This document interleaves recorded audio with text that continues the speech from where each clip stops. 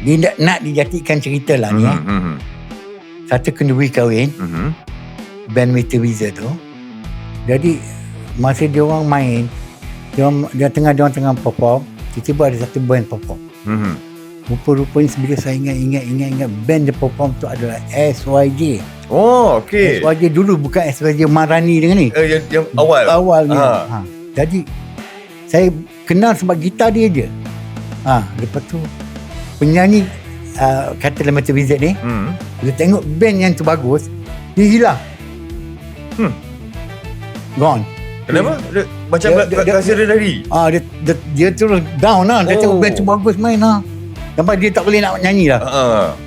Jadi nak jadikan cerita, tadi gitaris meditasi tu Lee nampak saya, Ben, kau boleh tolong nyanyi tak malam ni? Nyanyi lagu apa? Bagilah buku ni video lagu Deep Purple, kacang ni cakap. Okey, awak dia biasa. Jadi dia okey, lepas ni set ni kan, habis band ni kan, kau nyanyi kan, Ben? Aku kata mana si Jamal tu? Nama dia Jamal. Tak tahu, gone lah. Okey.